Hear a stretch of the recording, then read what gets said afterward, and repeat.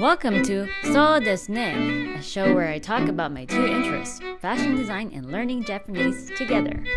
Alright, so today I wanted to teach you how to use a Japanese sewing book. I know it seems pretty intimidating, especially because of the language barrier, but I've been in the textile and the manufacturing part of fashion, so I've been around patterns for a long time, and my grandmother was also a seamstress, and I've mentioned these facts about me in my previous videos if you've seen them.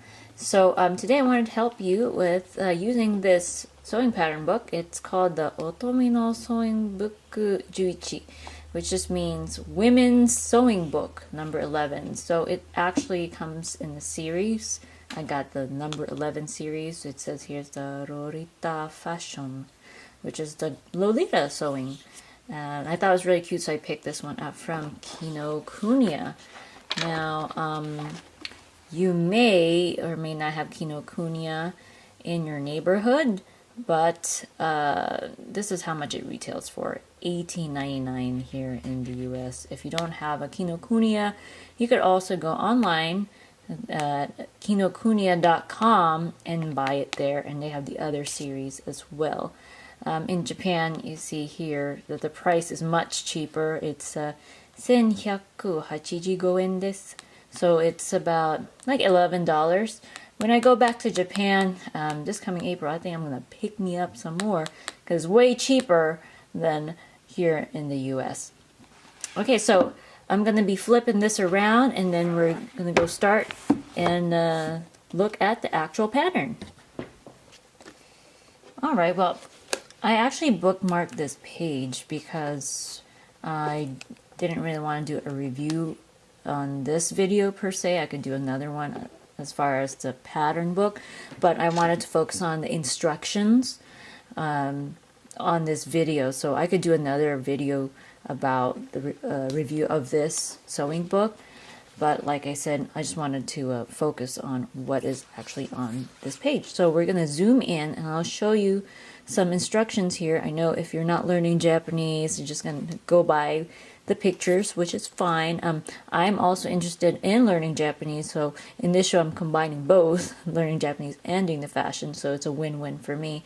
And I just think it just makes your whole sewing experience much better if you understand what's going on here and the instructions and details they put together with so much consideration. So we're going to go zoom in right now. This one basically says that there's a lot of pictures that goes with the instructions on how to make this actual skirt. Okay, so we're going to go and read this. It says here 22 page 41. So we're going to have to remember these numbers. They're actually pretty significant and will help you navigate the patterns later. So remember this number here. It's actually going to be marked on the patterns as well. And this one says waist shearing skirt no tsukurikata. So this one says sheared waist instructions. So for those who are interested in learning Japanese like I am, it just helps you expand your vocab more by engaging in these activities that you actually like and combines your learning Japanese. So I thought that was pretty cool.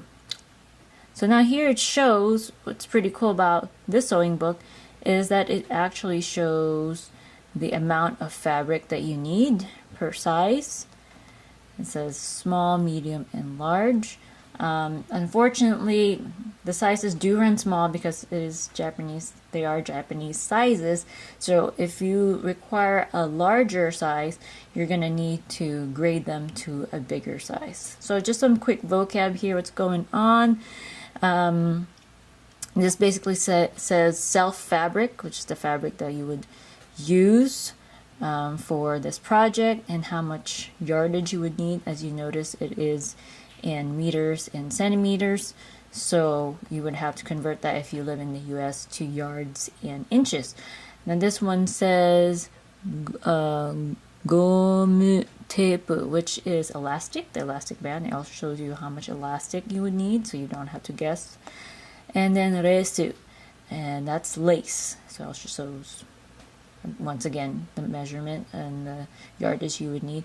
Now you see there's this shindo. This is actually, I think, that the style of the lace. So it even tells you what I guess the ID of the lace if you're buying it at the store.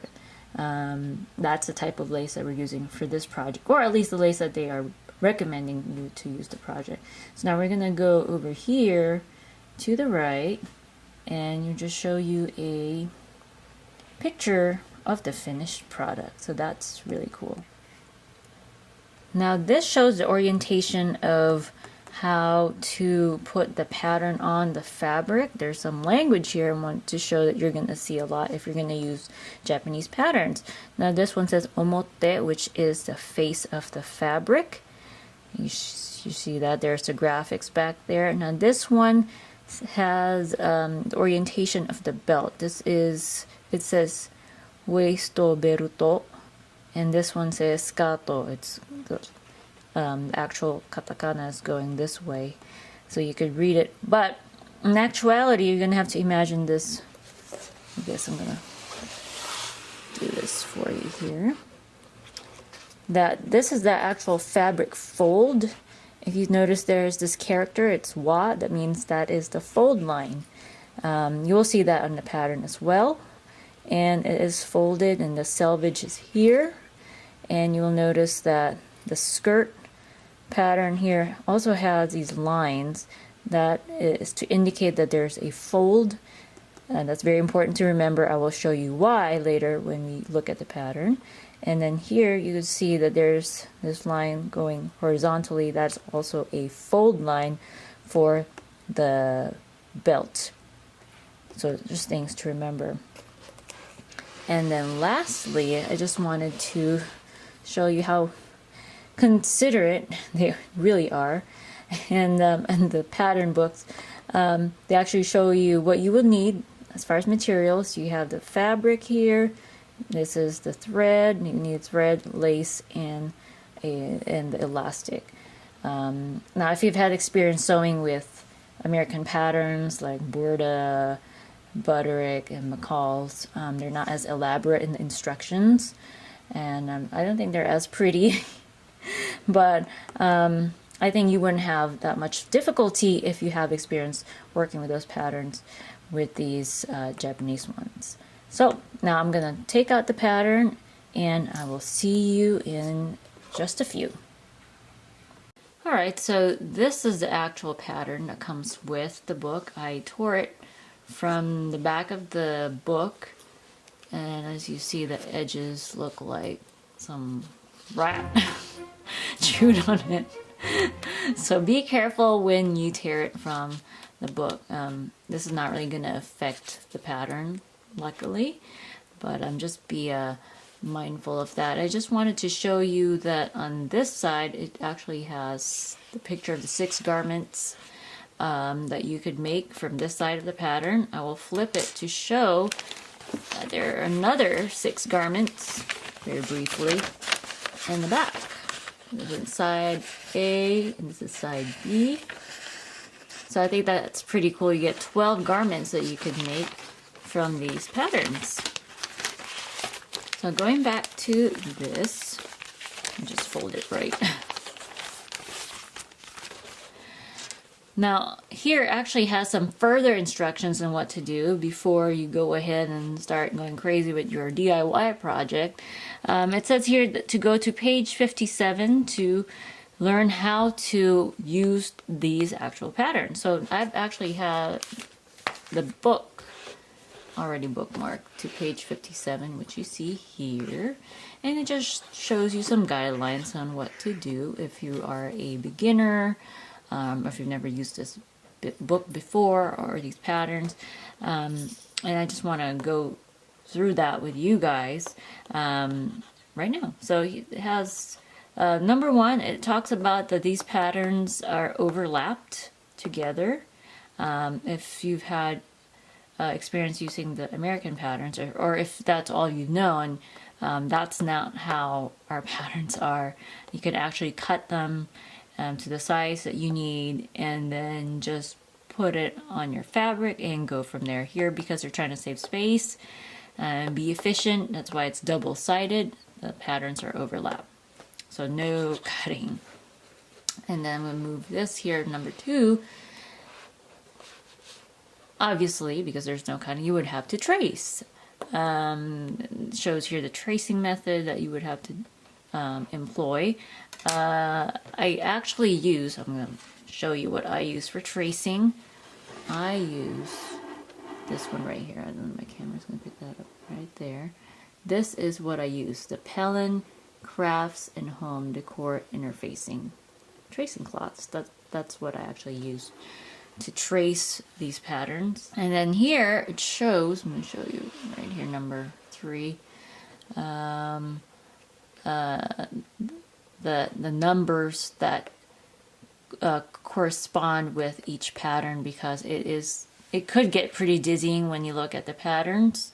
And so take note of the numbers, and that will lead you to your pattern pieces right away. I will show you how that works out. And then number 3 is saying that there's no seam allowances. Another difference between the American and Japanese patterns, that Japanese patterns don't have seam allowances to save space. So it's all about being efficient, saving space, so you're just going to have to add your own. Usually seam allowances on the neckline are around 1/4 or to 3/8, and then everything else is about 1/2 inch to 5/8, and then the center back seam, center front, usually like 1 inch or so.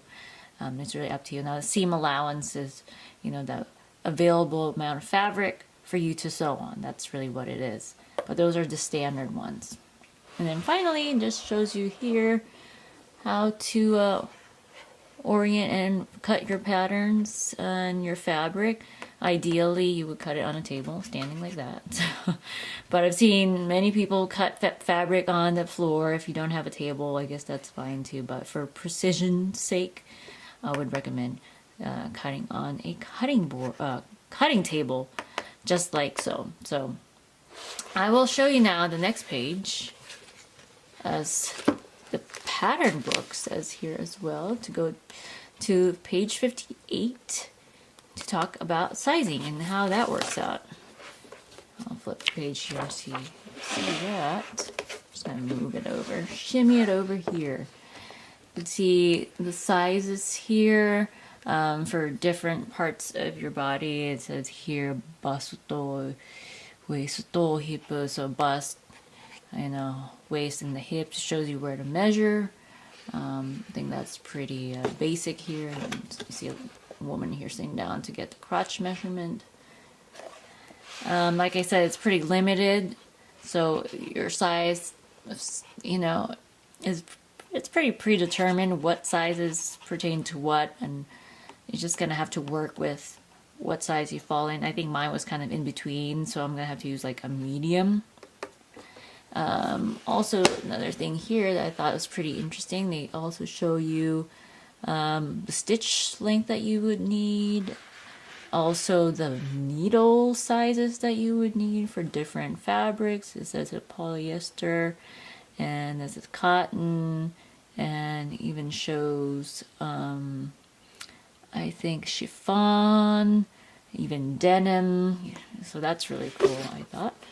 And then here it shows you the legend of what you need to do. Like this one says you need a button here or a snap, as well as how to iron interfacing. I think they've thought of everything, and also how to attach the lace. And then it just goes on and on. It's just really cool. And it even shows you how to use the snap, actually how to sew on a snap, and fasteners that you would sew, and the techniques, and zippers as well. So I thought that's really cool. So I just want to give you an overview of that. Now we're going to go to the actual fabric. I'm sorry, I misspoke. Actual pattern.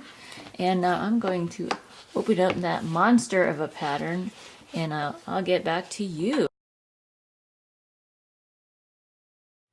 Okay, so now I've opened this pattern, and as you see, I am focusing on this part here because it is a monster of a pattern, and I want you to remember these numbers and their significance.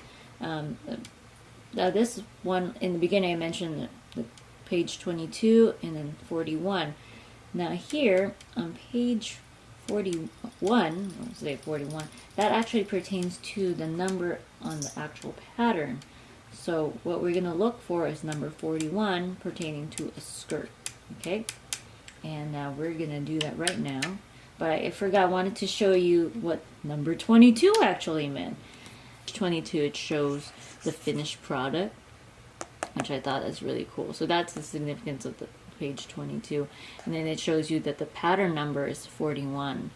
But I just wanted to share that because I forgot to mention that earlier. Anyway, so now that you know, let's go and find number 41 and hunt it down on this. So let's move around. I just want to show you the patterns. You see all these lines just, you know, on top of lines, and then you think, where do you begin? So I'm here to help you with that. You see, I put little stickies that I got from Daiso. And like I mentioned, there's, you know, no seam allowance, so you're going to definitely have to trace it and add your seam allowance and all that stuff. Now, because we learned how to use the pattern and the instructions, guess what? I found it right away. Number 41. It's here on the edge of the pattern, and it shows where it is. So this one right here is the actual skirt, and you just follow the line in red, and this is where you would actually need to trace. So here, just follow it. Obviously you're going to look for the size that is closest to your size, and you're just going to follow it around. I feel like I'm planning some kind of war with this. So that's just showing you where you would actually trace. Ta-da! Wasn't that easy peasy? Now we're going to look for the skirt belt, or the waist belt. And there it is, because we know what to look for. Number 41, it says right here, waist oberuto. Same thing. You just find the size that you need, and then you just follow through and see where the yellow brick road leads you. There it is. Now, something important that I want to show is over there. There's some language over here that may not be aware of, but, you know, might just pass off as, you know, something, well, I don't understand it, so who cares. But this one actually has to be on the fold, and because this is a straight piece, you could just butt this up on the fold of the fabric, just like how I showed you in the picture in the actual pattern book. Now we just back up. Here, okay. Now this one is for the skirt. Now this one also says that this pattern is actually on the fold. So when you trace it, make sure that it is on a folded tracing cloth or paper, whatever you're using, because you're actually going to need to open it like the orientation on the pattern book. So don't forget to be cognizant of those things. It actually needs to be traced on a double-sided paper. Okay, so if you see I have these things, I put them on there because it helps me determine where I gotta trace. So I just put these things like on the edge, and I don't think they even have any adhesive power anymore, so I know where the lines go. That's just something that I use, but you can use whatever you want, because, you know, when you're tracing it, there's all these lines. But I found that to be helpful for me. Okay, so that was it. If you have any questions or comments, please write them below. If you like this video, if this helped you, or motivated you to use Japanese patterns for the first time, let me know as well. Tag me. I am on Instagram, I am on Twitter, I am on Facebook. Connect with me. I love to hear what you think about these Japanese patterns. And don't forget always to stay you, be fabulous, and I will see you in the next video. In the next video, you better subscribe because I am going to be making one of these wonderful garments in the next episode of So Desu Ne. And ta-ta for now. See ya!